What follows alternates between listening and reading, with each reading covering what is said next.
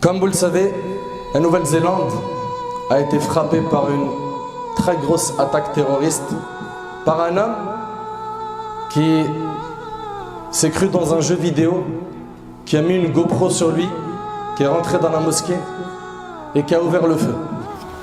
Plus de 40 personnes ont été tuées et une vingtaine de personnes grièvement blessées aujourd'hui, ce vendredi 15 mars. Inna lillahi wa inna ilayhi raji'un. La hawla wa la quwwata illa billahi al-ali al-azim.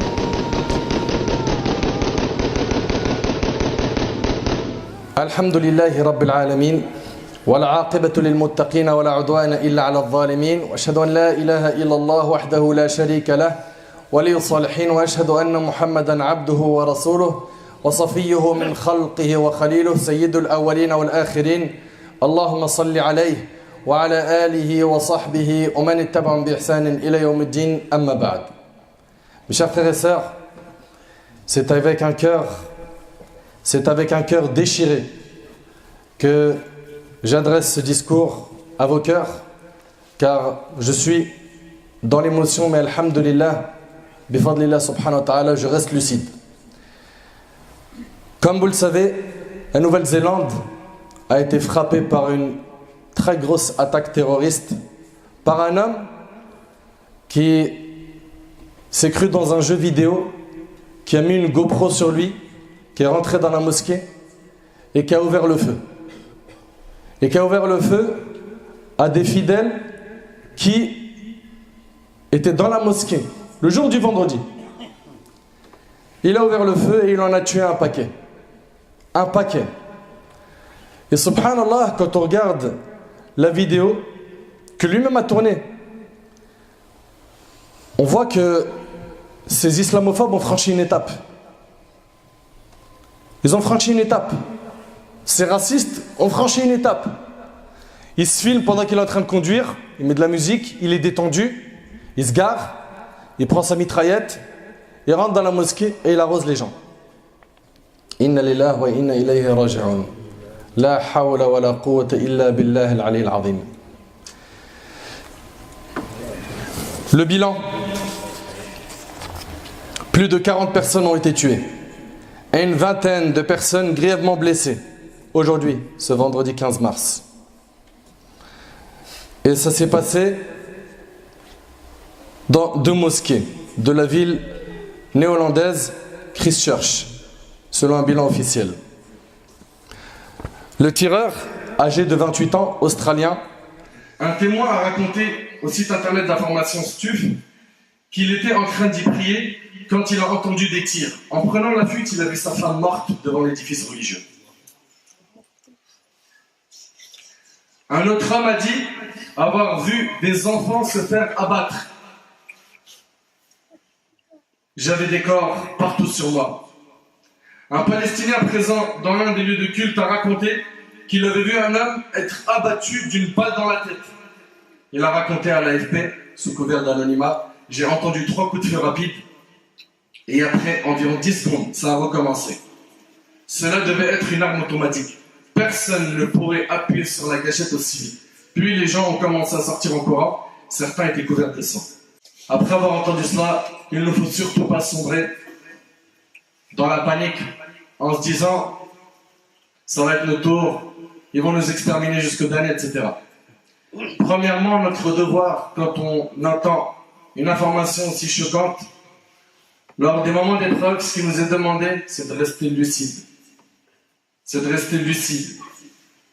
Lucide et d'être très patient. Quand, au moment où on nous informe du choc, le prophète alayhi salatu wassalam, il l'a dit dans le hadith rapporté par l'imam Muslim, la patience n'est digne de ce nom que si elle se manifeste au premier choc. Le hadith il est rapporté par l'imam Muslim, selon Anas radiyallahu anhu. Mes frères et sœurs, ne soyez surtout pas de ceux qui disent il y a tous les jours des morts, tu veux que je fasse quoi? Limite, il y en a, ça leur fait plus rien. Ça leur fait plus rien.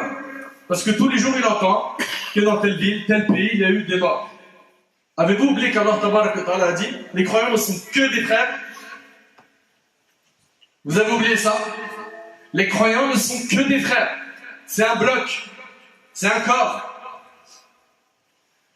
Dans le hadith rapporté par Bukhari et Muslim selon An-Nu'man ibn Bashir, à titre de rappel, le prophète sallallahu alayhi wa sallam a dit l'image des croyants dans les liens d'amour, de miséricorde et de compassion qui les unissent les uns aux autres est celle du corps. Dès que l'un de ses membres se plaint de quelque mal, tout le reste du corps accourt à son secours par la veille et la fièvre. Le musulman, il est concerné par ce qui se passe à tous ses frères et sœurs partout dans le monde. Quand il y a les Ouïghours qui sont touchés, on est touché. Quand nos frères et sœurs en Birmanie sont torturés et tués, on est touché. Quand nos frères et sœurs à Gaza ou en Syrie ou ailleurs sont touchés, on est touché. Et on pense à eux. Et on se dit pas, ah vas-y, on a tellement dit Gaza, Syrie, je suis insensible moi. Comment ça t'es insensible? Ton cœur il est mort? Est-ce que le prophète sallallahu alayhi wa sallam il était sensible ou pas à ce qui se passait aux musulmans? Vous qui avez étudié la biographie du prophète sallallahu alayhi wa sallam, l'avez-vous trouvé insensible face à vol, à l'injustice? Notre modèle alayhi sallallahu alayhi wa sallam a combattu l'injustice sous toutes ses formes.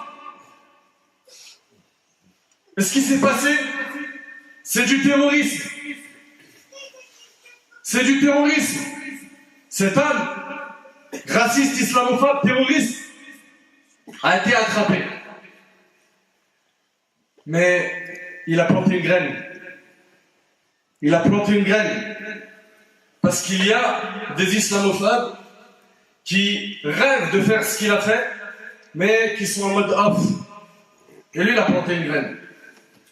Nous, de notre côté, on ne doit pas, comme je vous ai dit, tomber dans la panique. On est serein, Allah tabarak wa ta'ala est avec nous.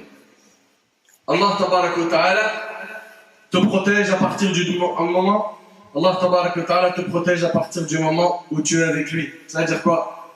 Ça veut dire, quand tu es proche d'Allah subhanahu wa ta'ala, comme l'a dit le prophète, dans l'aisance, il est à tes côtés dans les moments de détresse. Et ça doit nous inviter à revenir vers Allah pour être protégé par lui. C'est la meilleure protection que tu peux avoir. Être protégé par Allah. Donc, premièrement, il faut impérativement être serein et ne pas tomber dans la panique. Mais deuxièmement, il faut alerter les autorités pour qu'ils prennent leurs dispositions afin que ce type de comportement ne voit même pas le jour. En France et ailleurs. En France et ailleurs. Et que si ça voit le jour, bien sûr, qu'il soit fermement condamné. Mais ça ne devrait même pas voir le jour. Et je vais en parler à la fin, Inch'Allah. Les préfectures surveillent les mosquées. Ils veulent savoir à quoi ressemblent les discours dans les mosquées. Très bien. Mais il faut aussi surveiller ces radicaux qui ne se cachent pas dans les réseaux sociaux. Ils ne se cachent pas. Ils ne se cachent pas. Ils lâchent leur venin dans les commentaires sur Twitter, sur Facebook. Ils ne cachent pas leurs intentions. Il y en a qui sont contents de ce qui s'est passé. Je l'ai lu de mes yeux.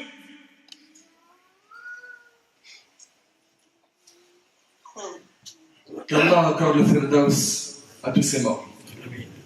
Sachez que la fraternité chez nous en islam n'est pas une parole. Non.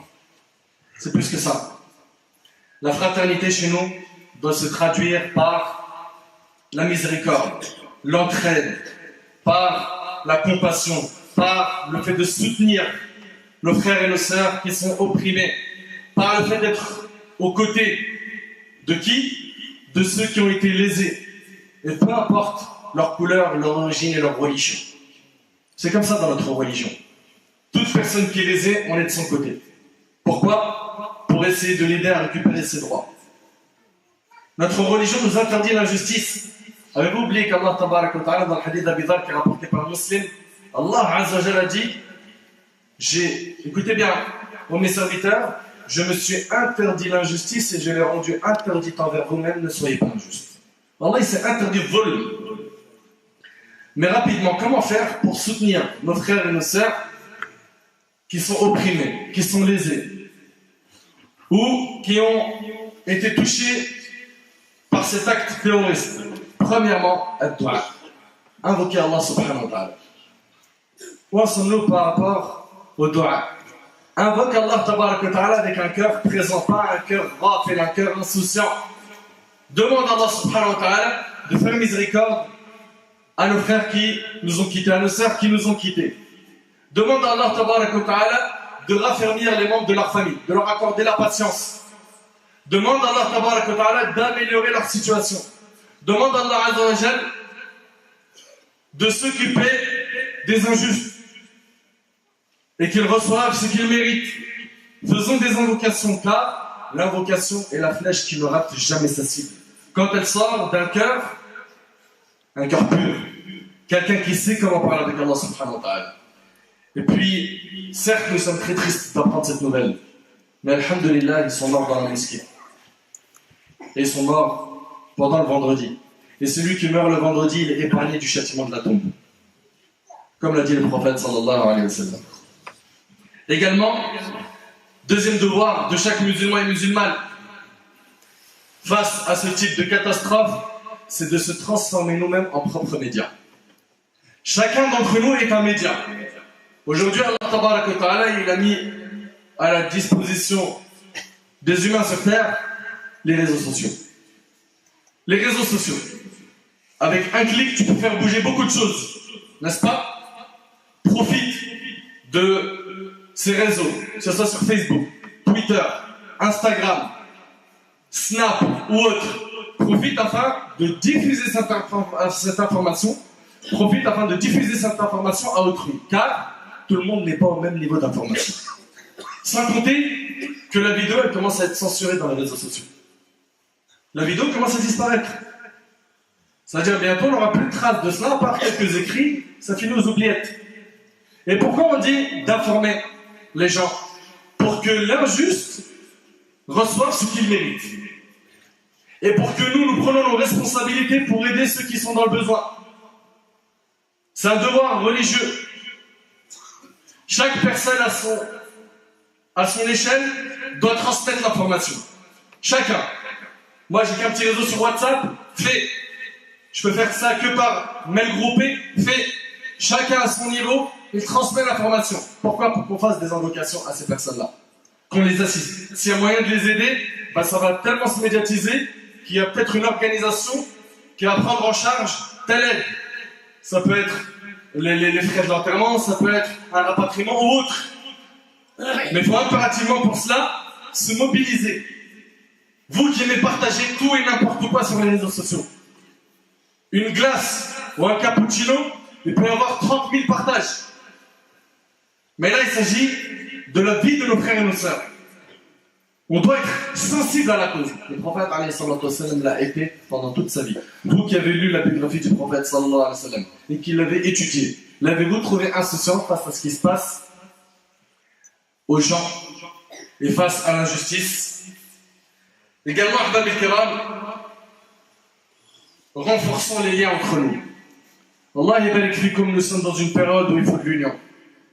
Il faut de l'union. Renforçons les liens de l'mahabba, de l'ukhuwa, de l'amour, de l'entraide, de la fraternité entre nous. Il y en a ras-le-bol des divisions.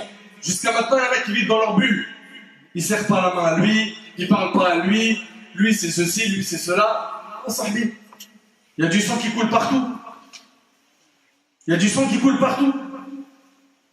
Réveille-toi un petit peu. Passe-nous toutes ces petits différends, et des fois c'est des divergences qui n'ont même pas lieu d'être. Pour terminer, Allah il écrit comme nous. Restez lucides. Pas de panique. Musulmans de France, ce message-là est très important. Pas de panique. Ne soyez pas dans une paranoïa, dans un repli. Vous savez, je vais plus à la mosquée. Tu sais quoi, à partir de maintenant, je vais plus à la Jumu'ah. À partir de maintenant, Ramadan, je me fais très discret. À partir de maintenant, je fais très attention à ne pas ouvrir un Coran. Qu'est-ce qui t'arrive? Reste comme tu es. Ne tombe pas dans la paranoïa. Et garde confiance en Allah subhanahu wa ta'ala. Allah tabarak wa ta'ala est le meilleur des protecteurs. Rappelle-toi-en. Allah tabarak wa ta'ala est le meilleur des protecteurs. Et si tu veux avoir sa protection, il faut que tu te rapproches de lui. Rapproche-toi de lui, Azza wa Jal. Bien sûr, il convient de témoigner notre présence et notre solidarité totale pour les victimes et leurs familles, pour lesquelles, même de l'autre côté du globe, les associations et les musulmans se rendent entièrement disponibles pour eux. Cet acte terroriste et son mode opératoire alertent également sur le danger récurrent qui vise les mosquées. Pour prendre en charge ce risque, sans sombrer dans la paranoïa ni le repli, il convient de rehausser les dispositifs de sécurité autour des mosquées à travers quelques actions et conseils pratiques, et ce message s'adresse à tous les responsables de mosquées de France et ailleurs. Premièrement, soyez très attentifs à la clarification. Premièrement, mettre en place des systèmes de sécurité vidéo, notamment sur les entrées et issues de secours des mosquées. Très important. En cas d'agression ou autre, qu'on puisse identifier ces personnes avec les enregistrements vidéo. Et bien évidemment, ne pensez pas qu'on est en train de demander le flicage des fidèles. Parce que des fois, il y a des gens, des fidèles, quand ils rentrent dans une mosquée, ils voient une caméra, ils disent « Oula, ceux-là, ils commencent à nous surveiller, c'est relié au commissariat de la ville. » Non, non, arrête ton film. Arrête ton film. C'est simplement pour des soucis de sécurité pour la plupart des mosquées. Également, nommer des personnes chargées de l'accueil et de l'orientation des fidèles. Ça, c'est dans les mosquées. Écoutez attentivement. Nommer des personnes chargées de l'accueil et de l'orientation des fidèles. Formés pour détecter des comportements atypiques ou des dangers potentiels, en particulier lors des moments de grande influence. Prière du vendredi, conférence ou bien l'Eid. Établir un plan de sécurité interne à chaque mosquée et le présenter aux fidèles, qui va de la prise en charge des agressions qui peuvent viser les musulmans individuellement à la gestion de situations d'urgence, incendies, attentats, etc. C'est cette préparation qui évite de vivre dans la peur et permet d'agir avec discernement. Également, travailler conjointement avec les autorités locales à la mise en place de patrouilles et d'agents de police en proximité, notamment lors des moments de rassemblement. Il faut impérativement que l'État renforce la sécurité pour les musulmans. Nous les voyons tout mettre en œuvre pour combattre le terrorisme dans ce pays. Et cela est normal. Par contre, il faut combattre tous les types de terroristes. Tous ces racistes, ces islamophobes, sans faire d'exception. Car, si cela ne se fait pas, la France n'est pas à l'abri d'être touchée par la même chose que la Nouvelle-Zélande, qu'Allah nous en préserve. Également, mettre en place et former à disposition de chaque mosquée des personnes chargées de la sécurité, efficaces et discrètes, qui se rendent disponibles à la fois pour les grandes prières, mais aussi pour les événements communautaires locaux, conférences, fêtes, etc., etc. Sachez enfin que la plateforme des musulmans et le CCIF travaillent conjointement à la mise en œuvre de ces mesures de sécurité minimales et en appellent au pouvoir public afin de rehausser les dispositifs de protection aux abords des lieux de culte, notamment musulmans. Plus que jamais, il faut faire preuve de lucidité, être proactif et déterminé afin de préserver la sécurité et la sérénité des fidèles. En ce jour de prière du vendredi, je vous invite, Ahbab et Kiram, en France et partout dans le monde, à penser à ces victimes de cet attentat dans vos prières. Dans vos prières, pensez à eux quand vous êtes prosternés. Dans ces moments de rassemblement, de demander la guidance et le discernement afin qu'Allah Tabaraka wa Ta'ala continue à nous montrer le droit chemin et qu'il guide nos pas vers le chemin de la droiture. أسأل الله سبحانه وتعالى أن يتقبل منا ومنكم صالح الأعمال. أسأله عز وجل أن يثبتني وإياكم على الدين وأن يمتنا عليه.